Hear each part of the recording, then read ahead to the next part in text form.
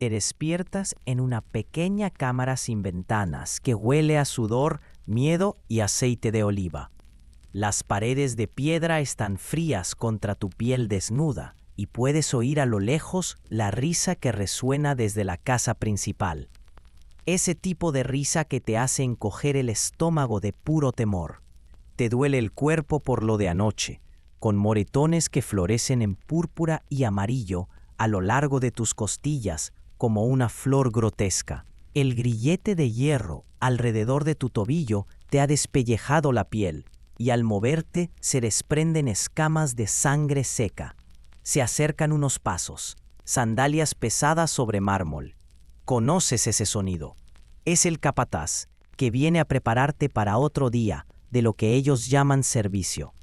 Te tiemblan las manos mientras alcanzas la túnica delgada arrugada en un rincón.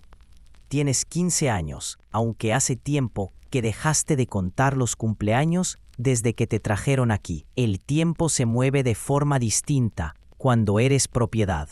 La puerta se abre raspando, metal contra piedra, y una luz solar áspera inunda la habitación.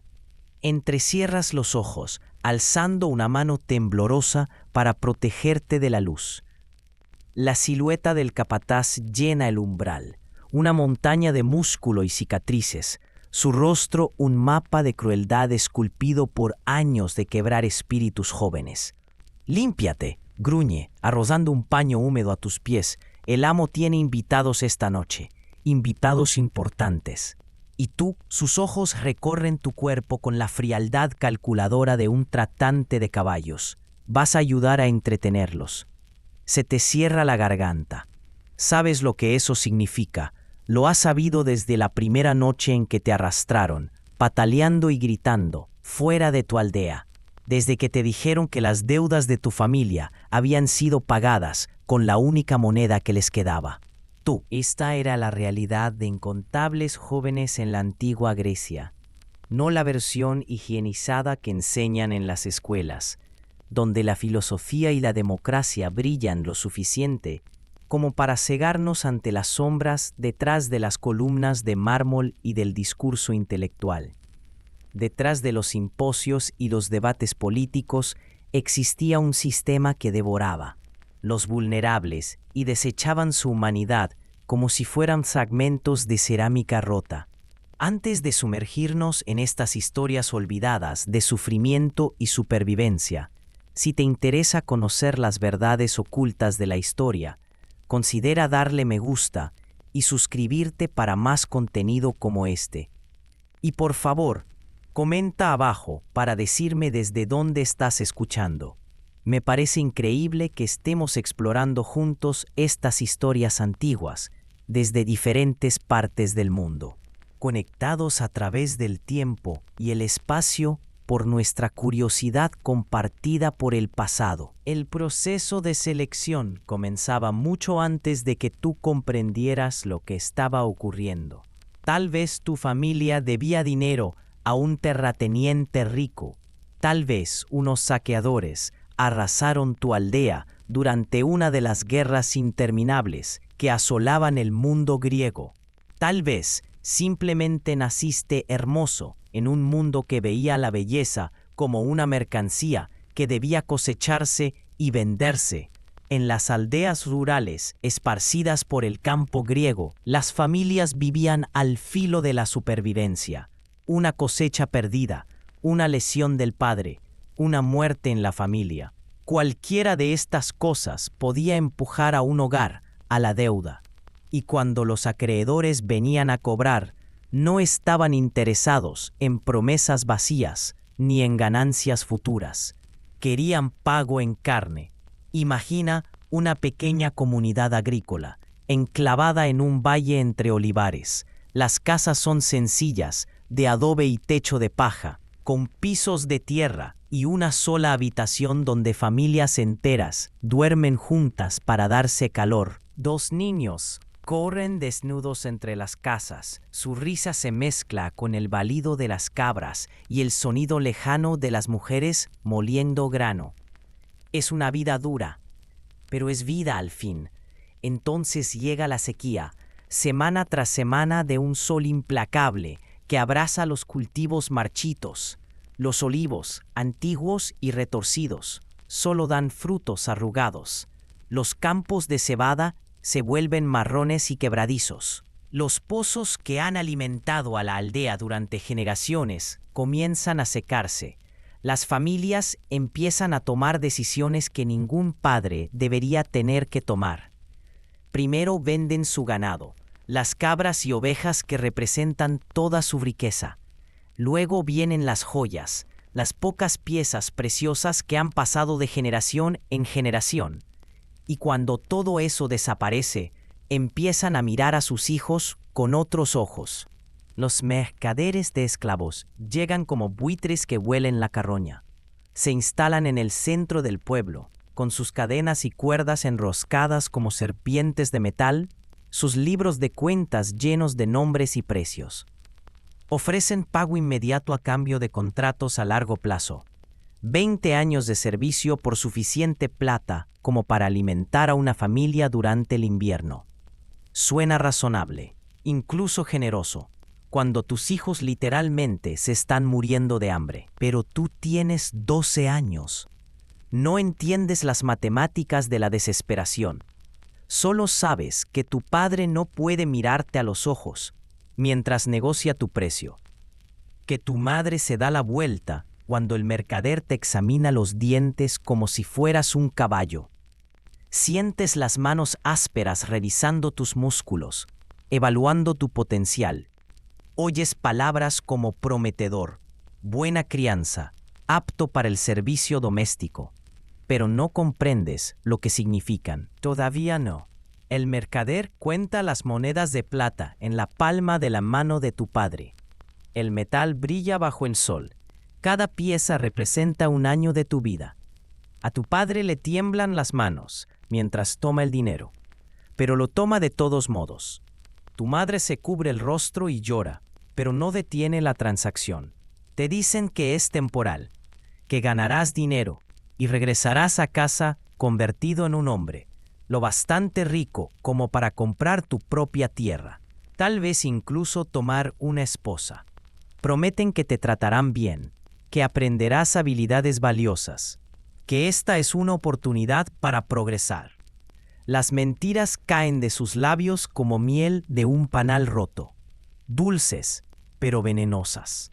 El viaje a la ciudad es una pesadilla de cuellos encadenados y pies ampollados. Ahora formas parte de una caravana humana, decenas de niños y jóvenes unidos por el hierro y la desesperanza. Los mayores no hablan mucho. Ya aprendieron que la esperanza no es más que otra palabra para decepción futura. Los más pequeños lloran por sus madres hasta que se quedan sin voz, o hasta que los capataces les arrancan el llanto a golpes. Marchas a través de paisajes que serían hermosos en otras circunstancias. Colinas onduladas cubiertas de olivares, caminos costeros donde el mar brilla como diamantes esparcidos, pasos de montaña por donde vuelan las águilas. Pero tú no ves nada de eso. Tu mundo se ha reducido a la longitud de la cadena que te une al niño delante de ti, al ritmo de pies sobre la piedra, a la certeza creciente de que nunca volverás a ver tu hogar. Por las noches te encadenan a estacas clavadas en el suelo. Te acuestas de lado sobre la tierra, escuchando los sollozos apagados de los otros niños, sintiendo el peso del hierro alrededor de tu cuello como un collar del destino. A veces, los mercaderes traen visitantes para inspeccionar la mercancía. Hombres de manos suaves y ojos calculadores, que caminan entre ustedes como granjeros revisando ganado. Te hurgan y te palpan, buscando señales de enfermedad o lesión. Evaluando tu potencial para distintas formas de servicio, aprendes a reconocer a los distintos tipos de compradores. Los propietarios agrícolas buscan músculo y resistencia. Quieren muchachos que puedan trabajar en los campos desde el amanecer hasta el anochecer. Los amos de casa buscan otra cosa: obediencia, inteligencia, una cierta fragilidad que sugiera que no causarás problemas. Pero hay una tercera categoría y aprendes a temer sus visitas por encima de todas. Estos hombres visten ropas finas y hablan con acentos refinados. Huelen a perfumes caros y vino, y sus dedos, cubiertos de anillos, brillan cuando te examinan. Su tacto se prolonga de una manera que te eriza la piel. Buscan algo específico, una combinación de juventud y belleza que no tiene nada que ver con el trabajo, y todo que ver con el placer. El mercado de esclavos en Atenas es un asalto a todos los sentidos. Lo primero que te golpea es el sonido.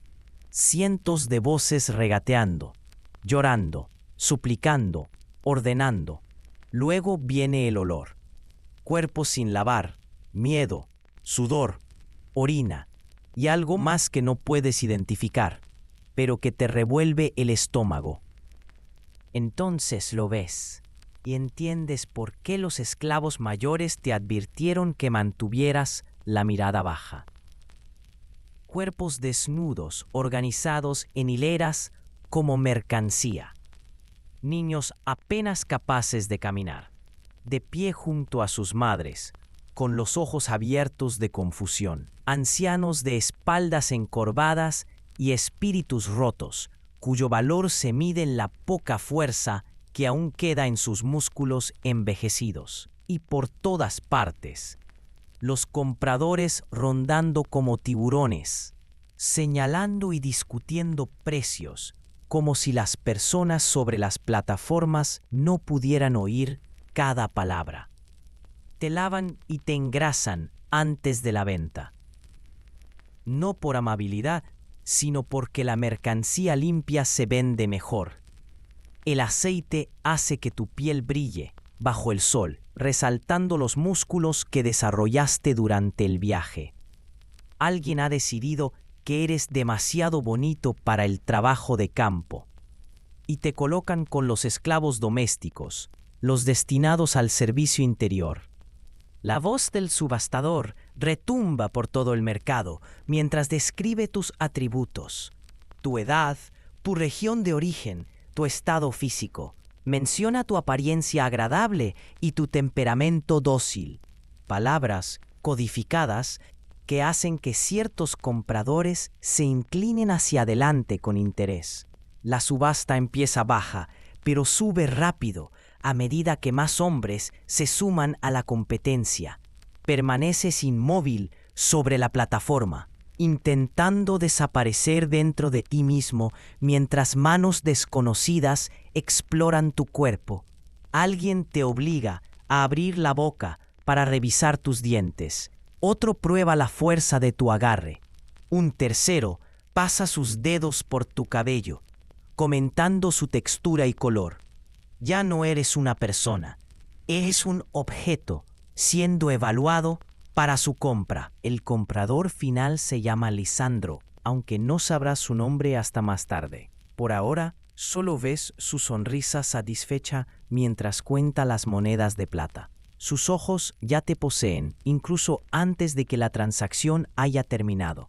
Es un hombre de mediana edad, bien alimentado, con las manos suaves de alguien que jamás ha hecho trabajo físico. Su túnica es de seda cara, teñida de un púrpura profundo que proclama riqueza y estatus. Cuando te mira, hay algo en su expresión que te hace querer correr, aunque las cadenas hagan que escapar sea imposible. Lisandro posee una gran casa en el distrito rico de Atenas. Su casa es más grande que toda tu aldea. Columnas de mármol, paredes pintadas, mosaicos elaborados que muestran dioses y héroes.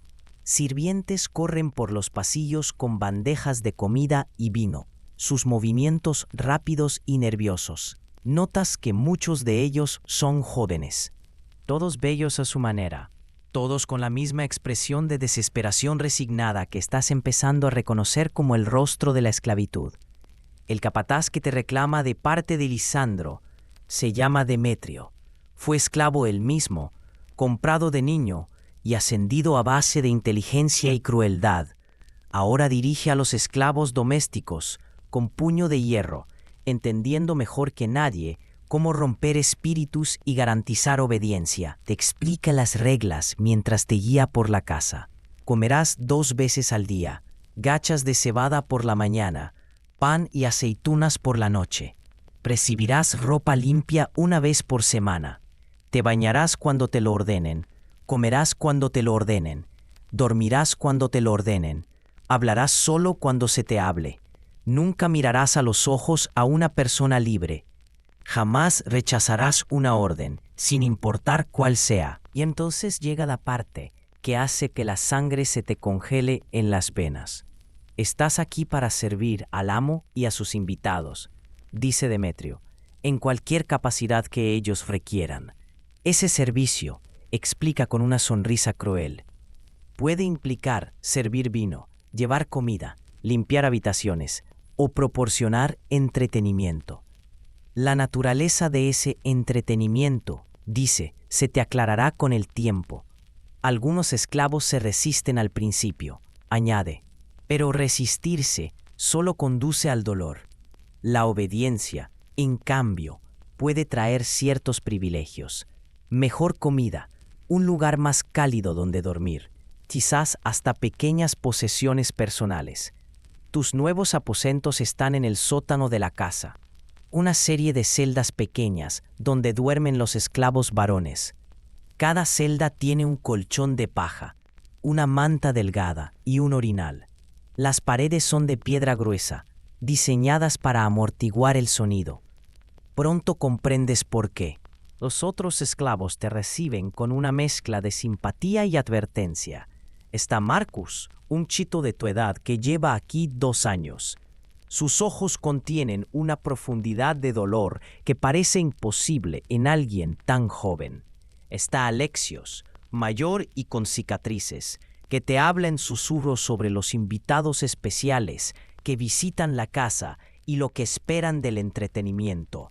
Y está Filemón, que apenas tiene 14 años, pero con la expresión atormentada de alguien mucho mayor.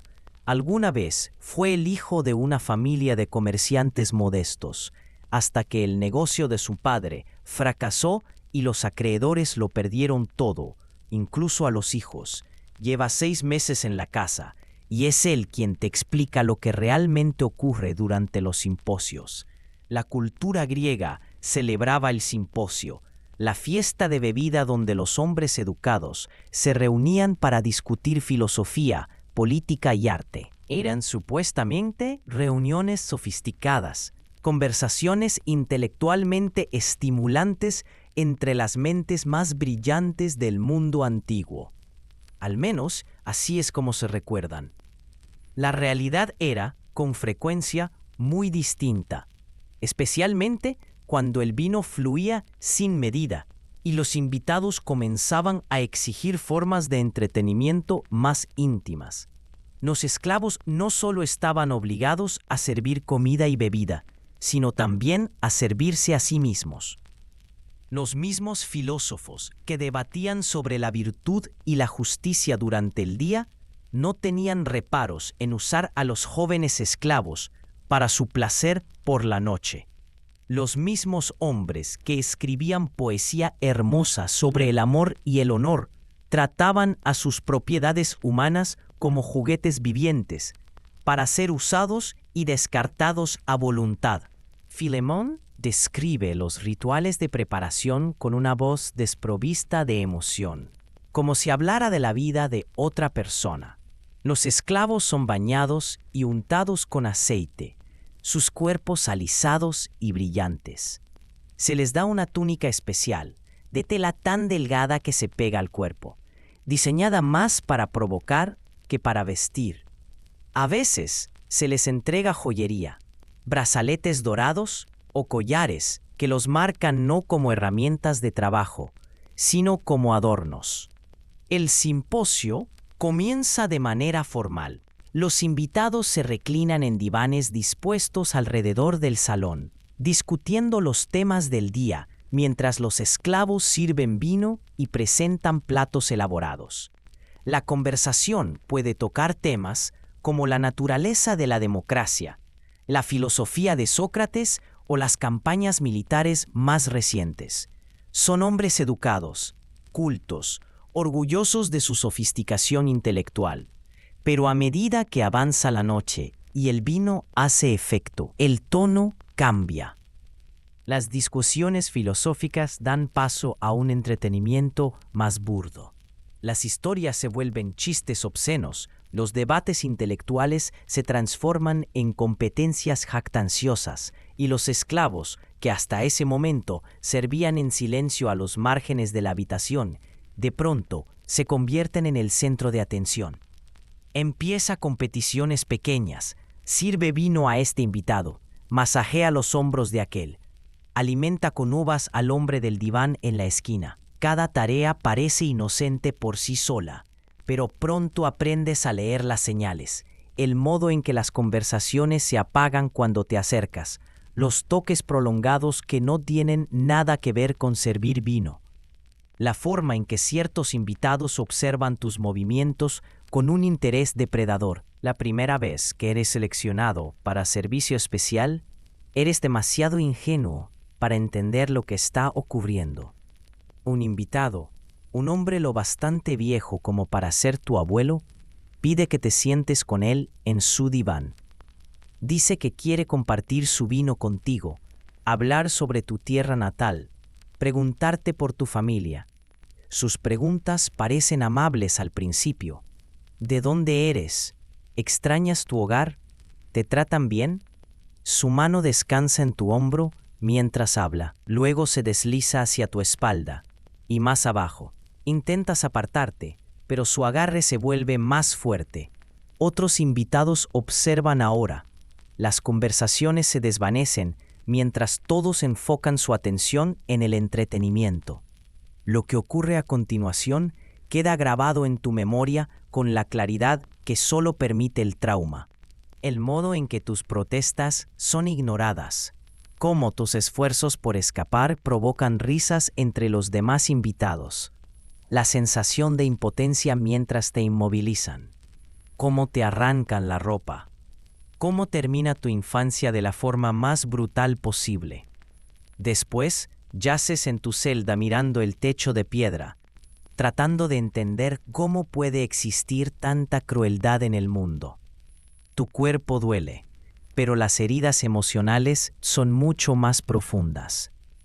Ya no eres una persona, eres una cosa, un objeto para ser usado y desechado, una fuente de entretenimiento para hombres que escriben poesía sobre la belleza del alma humana. Pero esto no es más que el comienzo. Durante los meses siguientes, descubres que lo que ocurrió aquella primera noche se considera leve según los estándares de la casa. Algunos invitados tienen preferencias específicas, crueldades particulares que disfrutan infligir. Otros compiten por ver quién puede quebrar más profundamente el espíritu de un esclavo. El capataz fomenta este comportamiento, sabiendo que los esclavos rotos son esclavos obedientes. Descubres que la casa funciona según una jerarquía compleja de abuso. Los esclavos más nuevos reciben el peor trato. Sirven como carne fresca para el apetito de los invitados. Aquellos que sobreviven el tiempo suficiente pueden ser promovidos a otros roles, sirvientes personales de amos menos violentos, o trabajadores de cocina que rara vez tienen contacto directo con los invitados. Pero lograr esa promoción requiere mucho más que tiempo. No se extienden a quienes son considerados propiedad. Para ellos, la virtud, la justicia, la templanza, la piedad, son valores reservados a sus iguales, no a los esclavos. A los esclavos se les niega incluso la condición de humanos, porque sobrevivir no basta. Sobrevivir exige una rendición total de la dignidad, una disposición a participar en tu propia deshumanización. Algunos esclavos intentan resistir. Marcus intentó escapar durante su primer mes, solo para ser recapturado y golpeado con tal brutalidad que caminó con una cojera durante semanas. Alexios una vez se negó a cumplir una orden particularmente degradante y pasó 3 días encadenado en el patio, sin comida ni agua, expuesto a los elementos como advertencia para los demás. pero pronto aprendes que la resistencia adopta muchas formas. Algunos esclavos se retraen tan profundamente dentro de sí mismos que se convierten en cadáveres andantes, presentes en cuerpo, pero ausentes en espíritu. Otros desarrollan una astucia desesperada, aprendiendo a anticipar los estados de ánimo de sus amos, a evitar los castigos más severos mediante la observación cuidadosa y la sumisión estratégica. Y unos pocos, los más afortunados, simplemente mueren, ya sea por enfermedad, heridas o pura desesperación. La muerte se convierte en una forma de liberación. ¿Has visto esclavos que dejan de comer, que dejan de responder a órdenes, que dejan de preocuparse por si viven o mueren? Los capataces los reemplazan con rapidez. Siempre hay un nuevo suministro de cuerpos jóvenes disponibles en los mercados de esclavos. Las técnicas psicológicas utilizadas para quebrar a los esclavos son tan sofisticadas como crueles. El aislamiento es una de las armas más efectivas. Te cortan de todos los que alguna vez conociste, rodeado solo de personas tan impotentes como tú. Los otros esclavos pueden ofrecer compasión, pero no protección ni esperanza. La imprevisibilidad es otra herramienta. Nunca sabes cuándo serás convocado, qué se te exigirá, ni cuán severo será el castigo por el más mínimo error. Esta incertidumbre constante crea un estado de miedo crónico que desgasta la voluntad con más eficacia que cualquier tortura física. Pero quizás la técnica más insidiosa es la destrucción sistemática de tu identidad. Te quitan tu nombre y te dan otro, algo que suene más exótico o agradable al oído griego. Te prohíben hablar tu lengua natal o practicar las costumbres de tu familia. Te visten con su ropa, te alimentan con su comida, te obligan a adorar a sus dioses. Lentamente, metódicamente, borran todo lo que te hacía ser quien eras. Los invitados que visitan la casa representan la élite de la sociedad ateniense. Comerciantes ricos, funcionarios del gobierno, filósofos renombrados, artistas celebrados. Hombres cuyos nombres están registrados en la historia como grandes contribuyentes a la civilización humana. Pero aquí, en la intimidad del comedor de Lisandro, se despojan de sus máscaras públicas y revelan apetitos que escandalizarían a sus admiradores. Está Dionios, un político respetado, conocido por sus discursos sobre la justicia y la virtud cívica. En público defiende los derechos de los ciudadanos y habla elocuentemente sobre los pilares morales de la sociedad. En privado se deleita humillando a esclavos jóvenes, obligándolos a realizar actos degradantes mientras recita pasajes de Homero. Luego está Cleomomanes, un comerciante adinerado que financia obras públicas y es alabado por su generosidad con los pobres. Su reputación caritativa oculta un gusto por la violencia que deja a los esclavos marcados y destrozados.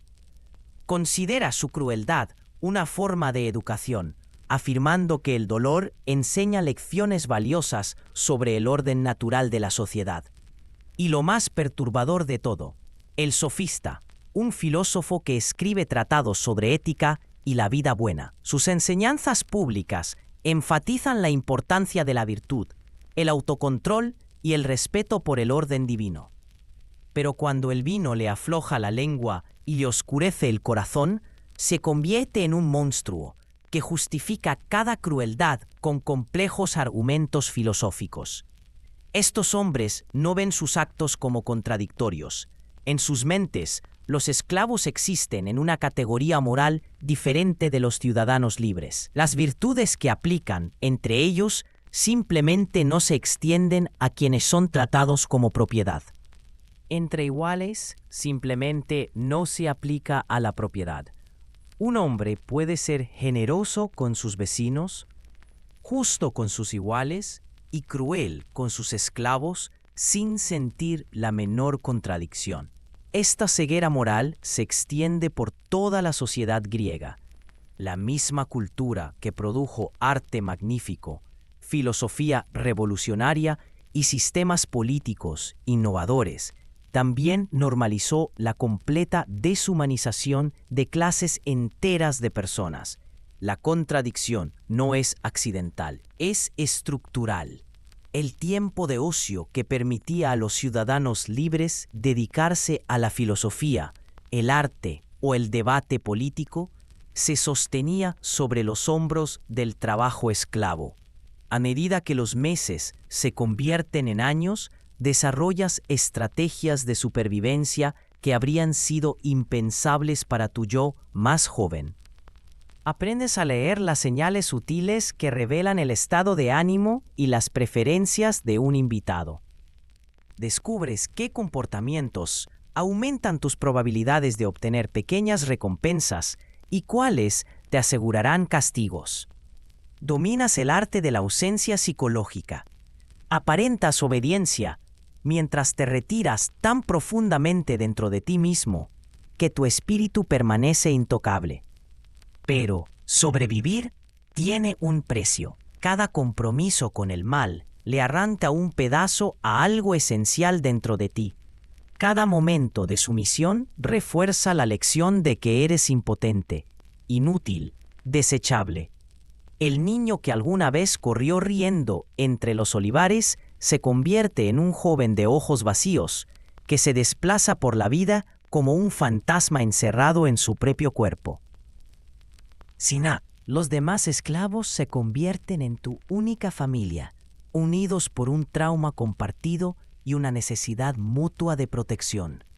Desarrollan un lenguaje silencioso de miradas y gestos, formas de comunicar advertencias y ofrecer consuelo sin que los capataces se den cuenta.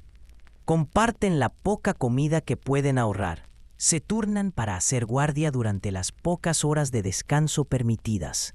Y se abrazan cuando las pesadillas se vuelven demasiado pesadas para soportarlas solos. Pero incluso estas relaciones están contaminadas por el sistema que las produjo. La competencia por el favor del amo puede convertir amigos en enemigos. La promesa de un trato ligeramente mejor puede tentar a alguien a traicionar un intento de fuga o denunciar una falta menor. Los mismos lazos que te mantienen cuerdo también se convierten en herramientas de tu opresión. Algunas noches, acostado sobre tu colchón de paja en la oscuridad, intentas recordar el rostro de tu madre, pero la imagen se va desvaneciendo con cada mes que pasa, reemplazada por los rostros de tus torturadores. Intentas evocar la voz de tu padre, pero queda ahogada por las risas de los invitados y los gritos de los otros esclavos. Tu pasado se vuelve tan lejano como un sueño a medias recordado, mientras tu pesadilla presente se extiende sin fin hacia un futuro inconcebible. El abuso físico es constante y variado. Algunos invitados prefieren un entretenimiento sutil, psicológico, una verdad que el sistema intenta borrar, que fueron, que son seres humanos. Algunos amos prefieren la dominación invisible, la que no deja marcas visibles, pero que talla heridas profundas en el espíritu. Otros son más directos, usan los puños, los látigos, el metal al rojo vivo para grabar su propiedad sobre los cuerpos esclavizados. Y hay quienes encuentran placer en torturas elaboradas que combinan dolor físico con humillación sexual en formas que desafían toda descripción. Pero lo más devastador no es la violencia en sí, sino su banalidad. Un invitado puede interrumpir una discusión filosófica para golpear a un esclavo, sin razón alguna más que el aburrimiento. Otro puede detener la recitación de un poema para exigir actos cada vez más degradantes del entretenimiento de la noche. La violencia no es pasional ni personal, es rutinaria, tan automática como servir vino o encender una lámpara. Los esclavos aprenden a tratar sus propios cuerpos como objetos extraños, cosas que simplemente albergan su conciencia, pero que ya no les pertenecen. Desarrollas la capacidad de flotar fuera de ti mismo durante los peores momentos, de observar tu propio sufrimiento con una especie de curiosidad distante. Es un mecanismo de supervivencia, pero tiene su costo, una desconexión creciente de tu propia humanidad, un reflejo de cómo tus amos te ven. Cuando comienza tu segundo año en la casa, notas cambios en ti mismo que van más allá de las cicatrices físicas evidentes. Tu voz suena distinta, más plana, más cuidadosa, despojada del acento regional que una vez te marcó como hijo de las montañas. Tu postura también ha cambiado. Te mueves con los hombros encorvados y la mirada baja, como alguien que ha aprendido que ser visible equivale a sufrir. Pero lo más inquietante son los cambios en tu forma de pensar. Te sorprendes calculando automáticamente los estados de ánimo y preferencias de los hombres libres, incluso cuando no tienen poder real sobre ti. Sobresaltos ante ruidos inesperados. Retraimiento ante gestos bruscos. Te descubres agradeciendo migajas. Un trozo extra de pan. Una noche sin ser convocado. Un amo indiferente en lugar de cruel.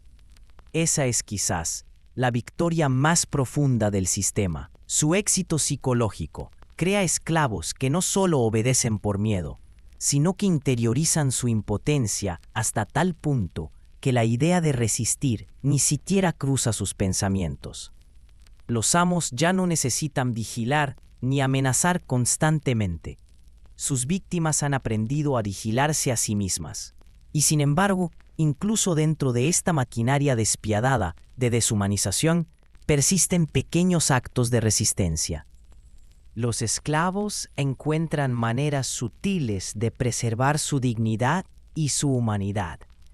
Comparten historias de sus tierras natales, manteniendo vivas las memorias que sus amos intentan borrar.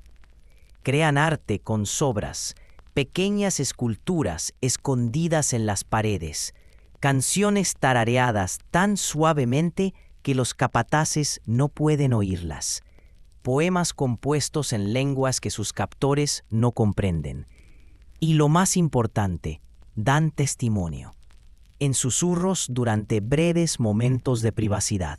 Se cuentan sus experiencias, se validan mutuamente el dolor, se recuerdan lotes de carne humana. Recuerdas los nombres de quienes han muerto, asegurándote de que esas víctimas olvidadas no sean completamente borradas de la historia. Documentas las crueldades. Conservas pruebas de crímenes que tu sociedad se niega a reconocer.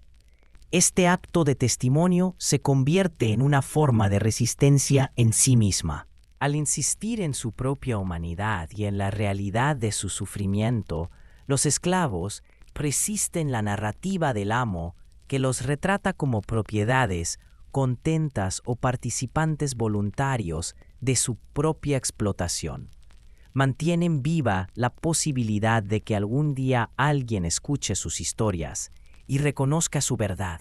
Pero esa resistencia requiere un valor inmenso y conlleva riesgos mortales. A los esclavos sorprendidos hablando en sus lenguas nativas, se les puede cortar la lengua.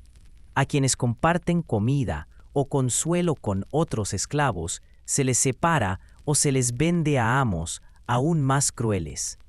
Los mismos actos que preservan la humanidad invitan a castigos diseñados para destruirla. La casa misma se convierte en un personaje de esta historia. Sus pasillos de mármol resuenan con los fantasmas de incontables víctimas. Sus paredes decoradas ocultan cámaras donde ocurren actos innombrables cada noche. Los hermosos mosaicos y frescos pintados ofrecen un contraste grotesco con la miseria humana que cobijan. El arte y el horror coexisten en el mismo espacio, reflejando las contradicciones más profundas de una civilización construida sobre el sufrimiento de otros. En el tercer año, Algo dentro de ti se rompe, algo que ni siquiera sabías que podía romperse. Ocurre durante un simposio particularmente elaborado, una celebración de una victoria militar contra una ciudad-estado vecina. Los invitados son más numerosos de lo habitual, su celebración más intensa, sus demandas más creativas en su crueldad. Te presentan ante un grupo de jóvenes aristócratas, apenas mayores que tú, pero ya embriagados de vino y poder heredado. Han ideado lo que consideran un juego divertido, una competencia para ver quién logra provocar las reacciones más entretenidas de sus juguetes humanos. Se turnan para darte órdenes cada vez más humillantes, mientras llevan la cuenta como niños jugando a las tabas. Y mientras ejecutas ese espectáculo degradante, algo fundamental cambia en tu percepción. Dejas de verte como una persona forzada a soportar cosas terribles y comienzas a verte exactamente como ellos te ven, una cosa que existe para su diversión. El último hilo que te conectaba con el niño que alguna vez pastoreó cabras en los campos montañosos se rompe por completo. Esa muerte psicológica llega casi como un alivio. Sin esperanza ni dignidad que proteger, ya no hay dolor en rendirse. Te conviertes en el esclavo perfecto. Anticipas necesidades antes de que se pronuncien. Aceptas cualquier trato sin resistencia. Existes en un estado de sumisión total que no requiere pensamiento ni sentimiento. Los capataces notan el cambio y lo recompensan. Te dan mejor ropa, comidas más regulares, una celda con una pequeña ventana. Los otros esclavos te miran con una mezcla de envidia y horror.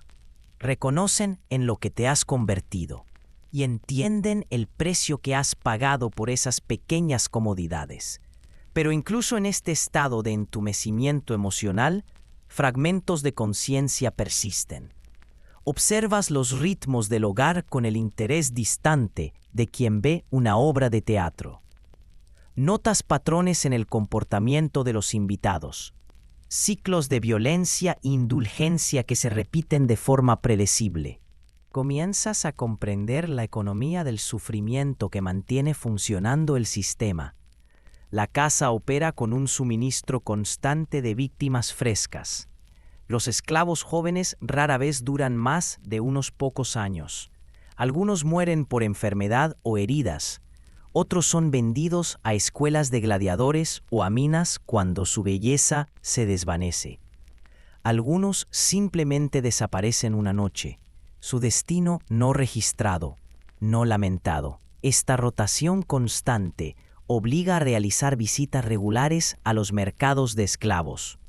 A veces acompañas a Demetrio en esos viajes, sirviendo como ejemplo de lo que una formación adecuada puede lograr. La ironía no se te escapa. El niño roto, que una vez temblaba sobre el bloque de subastas, ahora ayuda a evaluar nuevos lotes de carne, mercancía para la colección de su amo. Observas el terror en los rostros jóvenes y no sientes nada. Cuando Demetrio te pregunta por la idoneidad de un muchacho en particular, le ofreces evaluaciones técnicas, frías, nacidas de años de amarga experiencia. Ese resistirá demasiado, requerirá quebrarse. Aquel ya está demasiado dañado, no vale la inversión. El tercero tiene potencial para servicio a largo plazo. Los nuevos esclavos te miran con una esperanza desesperada, viendo en tu supervivencia una posible forma de soportar lo que viene.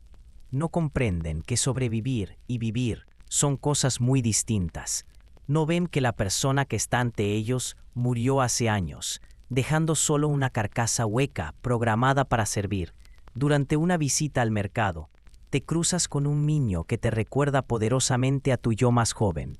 El mismo cabello oscuro, los mismos ojos asustados, la misma desesperada búsqueda de bondad en un mundo que de pronto se volvió hostil. Tendrá unos 13 años, pequeño para su edad, pero con la fuerza delgada de quien ha sido criado con trabajo duro y comida sencilla. Algo se remueve en la muerte que llevas dentro del pecho. Por un instante, recuerdas lo que se sentía ser humano, La sensación es tan inesperada y tan dolorosa que tropiezas, tambaleándote. Demetrio te agarra del brazo y pregunta si estás enfermo. Mientes. Le dices que el calor te ha afectado, pero la verdad es más profunda. Ve a ese niño, ha despertado algo que creías enterrado para siempre. No es exactamente esperanza, es el reconocimiento de que la persona que fuiste alguna vez merece ser llorada, que la vida que te arrebataron tenía valor, incluso si nadie más lo reconoció. Enseñada o si es innata. Demetrio te sostiene del brazo y pregunta si estás enfermo. Tú mientes.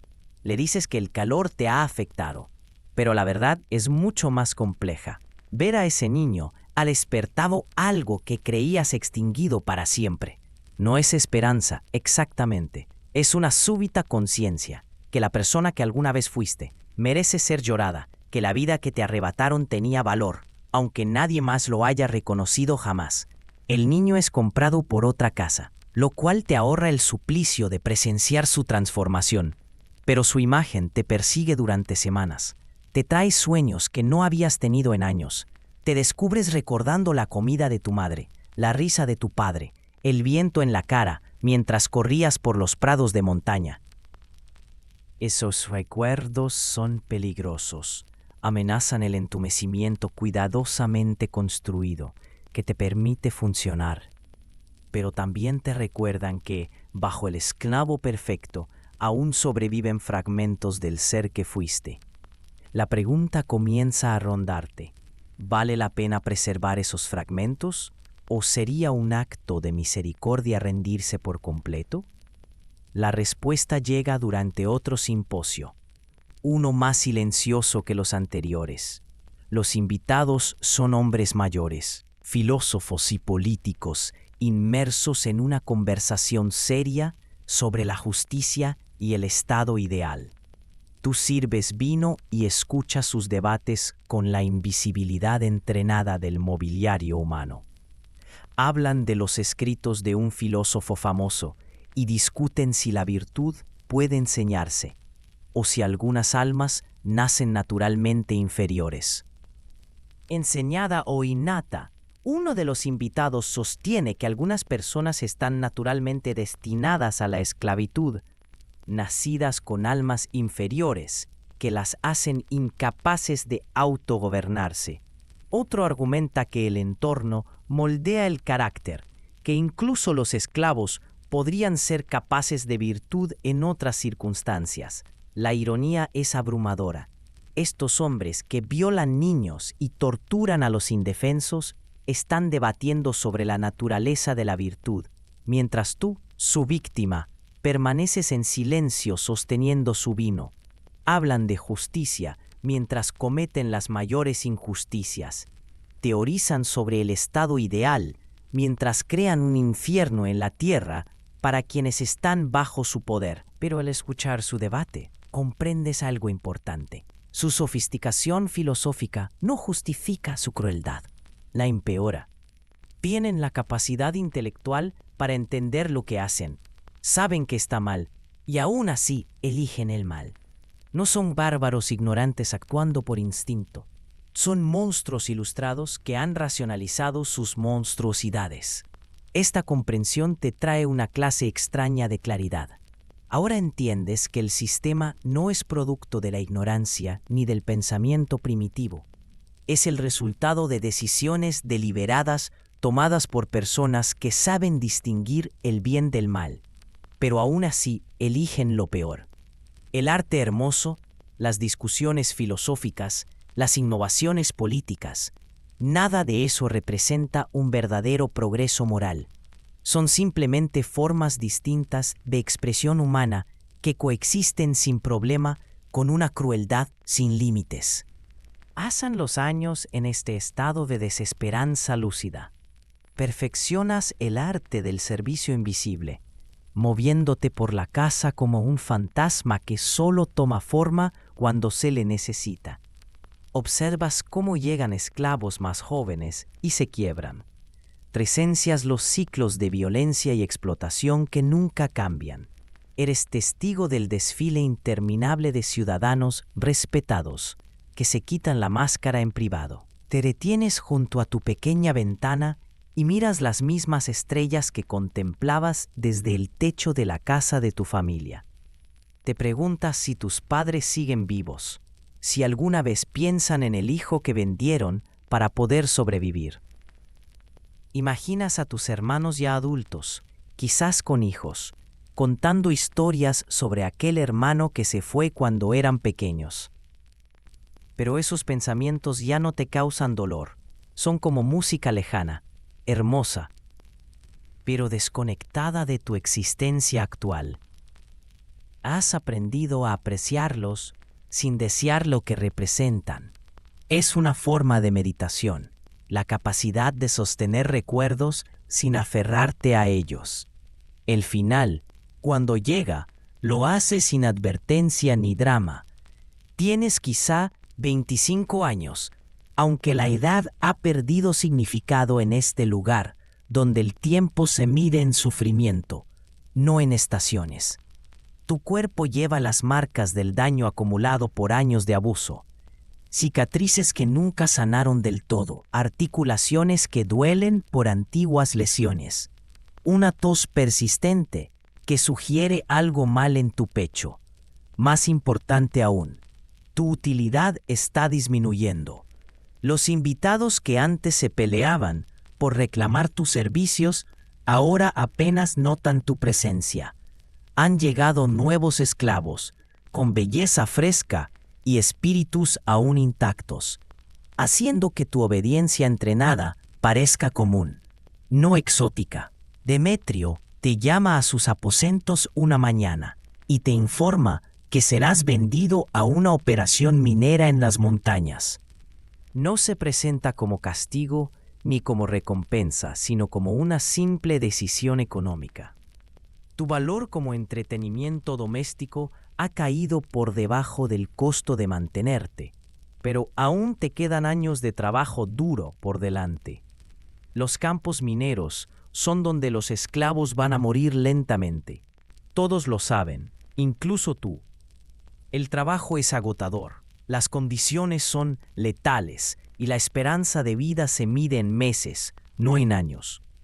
No es una ejecución exacta, pero tampoco es supervivencia. Recibes la noticia con la misma apatía emocional que ha caracterizado tu existencia durante años. Muerte en las minas o muerte en la casa. ¿Qué diferencia hay? Has estado muerto en todo sentido significativo desde hace tanto que el fin de la función biológica parece casi redundante. Pero mientras te preparas para el traslado, ocurre algo inesperado. Marco, el muchacho que llegó más o menos al mismo tiempo que tú, se te acerca durante tu última noche en la celda familiar. De algún modo ha logrado sobrevivir, incluso prosperar a su manera, ganando un puesto como sirviente personal de la esposa de Lisandro. El trabajo es más llevadero, el abuso menos frecuente, la comida más constante. Te presiona algo en la mano, un pequeño trozo de metal afilado en punta. Es tosco, pero eficaz. Una herramienta que podría abrir cerraduras o venas. No dice nada, pero su significado es claro. Tienes opciones sobre cómo termina tu historia. Esa noche, sostienes el fragmento metálico y contemplas tus posibilidades. Podrías intentar escapar, aunque las probabilidades de éxito son prácticamente nulas y los castigos por fallar serían insoportables.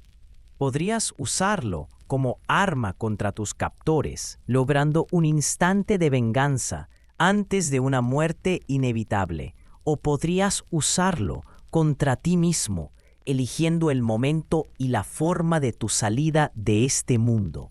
Cada opción tiene su atractivo.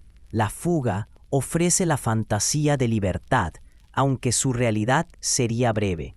La violencia proporcionaría una satisfacción momentánea, permitiéndote infligir una mínima parte del dolor que has soportado. El suicidio te daría control Escoger dignidad en lugar de degradación para tus últimos momentos. Pero cuando se acerca el amanecer, tomas otra decisión. Escondes la herramienta donde otros esclavos puedan encontrarla, transmitiendo el regalo de opciones que Marco te dio. Tu historia puede estar llegando a su fin, pero otras aún están por escribirse.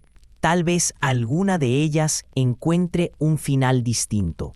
El viaje hacia las minas te lleva por paisajes que despiertan recuerdos olvidados, senderos de montaña que evocan aventuras de la infancia, arroyos donde una vez pescaste con las manos, aldeas que podrían ser la tuya, llenas de familias que tal vez incluyen a tus parientes sobrevivientes. No intentas escapar, las cadenas lo harían imposible, y los guardias tienen experiencia previniendo tales intentos. En lugar de eso, usas el trayecto para despedirte del mundo que estás dejando. Observas a las águilas volar sobre ti y recuerdas cuando soñabas con volar. Hueles flores silvestres y piensas en el jardín de tu madre. Escuchas el viento entre los pinos y oyes ecos de la voz de tu padre. El campamento minero es todo lo que esperabas y peor. Cientos de esclavos trabajan en condiciones que hacen que el servicio doméstico parezca un lujo. Los túneles son angostos e inestables, propensos a colapsar sin aviso. El aire está lleno de polvo que desgarra los pulmones y nubla la visión. Las cuotas son imposibles, diseñadas para exprimir el máximo esfuerzo antes de la muerte inevitable. Pero incluso aquí, en este último círculo del infierno, descubres algo extraordinario. Los esclavos han creado su propia sociedad, sus propias formas de resistencia y ayuda mutua. Comparten comida cuando es posible, se turnan para apoyar a quienes están demasiado débiles para trabajar y mantienen redes de comunicación complejas que abarcan toda la operación. Lo más importante es que recuerdan, en conversaciones susurradas durante breves momentos de descanso, cuentan historias de sus vidas antes del cautiverio, pronuncian los nombres de sus seres queridos, describen costumbres y tradiciones de decenas de culturas distintas y preservan lenguas que sus captores han intentado erradicar. Dan testimonio de la humanidad de los demás, de un modo que sus amos jamás podrían comprender. Tu propia historia se convierte en parte de esta historia oral. El niño del pueblo de montaña que sobrevivió años en una casa ateniense. El hijo que fue vendido para saldar las deudas de su familia y soportó abusos inimaginables mientras conservaba fragmentos de su identidad. El joven que eligió transmitir esperanza incluso cuando ya no podía sentirla. El final no llega con violencia ni con dramatismo, sino con un simple agotamiento. Tus pulmones dañados finalmente ceden ante el constante ataque del polvo de piedra. Tu cuerpo debilitado se apaga tras un derrumbe más en los túneles. Mueres en silencio, en la oscuridad, rodeado por otros esclavos que prometen recordar tu nombre y llevar tu historia con ellos. Pero esto no es realmente el final, porque las historias como la tuya no tienen finales verdaderos. Resuenan a través de generaciones, susurradas en las sombras donde el poder no quiere mirar. Nos recuerdan que detrás de cada logro de las grandes civilizaciones hay víctimas innombrables cuyo sufrimiento hizo posibles esos logros. El mundo clásico, que admiramos por su arte, su filosofía y sus innovaciones políticas, fue construido sobre una base de miseria humana tan vasta y sistemática que desafía la comprensión. La misma cultura que nos dio la democracia, el teatro y el pensamiento racional, también normalizó la deshumanización total de poblaciones enteras. No eran contradicciones, eran aspectos complementarios del mismo sistema. Y si somos honestos, debemos reconocer que sistemas similares existen hoy en día. Están mejor ocultos, disfrazados bajo capas de complejidad legal y abstracción económica. Pero la dinámica fundamental no ha cambiado. Los poderosos siguen explotando a los vulnerables. Las sociedades siguen construyendo su comodidad sobre el sufrimiento de otros. Los frágiles siguen desapareciendo dentro de sistemas diseñados para consumirlos, mientras se mantiene una negación plausible para todos los demás. Vivimos en un mundo donde niños son traficados para ser explotados, mientras la sociedad debate cuestiones filosóficas sobre el consentimiento y la autonomía, donde empresas farmacéuticas crean epidemias de adicción, mientras financian estudios sobre la salud mental, donde la tecnología diseñada para conectar y educar se convierte en herramienta de depredación y manipulación de los más jóvenes y vulnerables. La misma ceguera moral que permitió a los intelectuales griegos torturar esclavos mientras escribían sobre la virtud es la que permite hoy a ciudadanos modernos disfrutar productos hechos por niños esclavizados mientras abogan por los derechos humanos. La misma capacidad de compartimentar que permitió a filósofos respetados racionalizar la crueldad es la que permite a líderes contemporáneos ignorar abusos sistémicos mientras hablan con elocuencia sobre justicia y progreso. Nos decimos a nosotros mismos que hemos evolucionado más allá de tales barbaries. Pero la evolución en la crueldad humana tiende más hacia el refinamiento que hacia la eliminación. Los sistemas se vuelven más complejos, las justificaciones más sofisticadas, las víctimas más lejanas de quienes se benefician de su dolor. Pero la transacción esencial sigue siendo la misma, el sufrimiento de unas personas convertido en placer o ganancia para otras. Los simposios griegos, donde se torturaba a esclavos por entretenimiento, tienen sus equivalentes modernos, en industrias que sexualizan a los niños, en plataformas de redes sociales que amplifican la autolesión entre adolescentes, en sistemas económicos. Los rostros cambian, la tecnología evoluciona, pero la disposición a sacrificar a los vulnerables para comodidad de los poderosos permanece constante. Tal vez la similitud más inquietante es cómo estos sistemas modernos se ocultan tras el mismo tipo de sofisticación intelectual que caracterizaba a la antigua Grecia. Complejos marcos legales que oscurecen preguntas morales simples, teorías económicas que ofrecen legitimidad académica a la explotación, innovaciones tecnológicas que se convierten en excusas para abandonar la decencia humana más básica. Creamos arte hermoso mientras ignoramos verdades horribles. Escribimos poesía conmovedora mientras los niños desaparecen en sistemas de abuso. Desarrollamos tecnologías brillantes mientras algoritmos diseñados para maximizar la interacción arrastran a jóvenes vulnerables hacia la autodestrucción.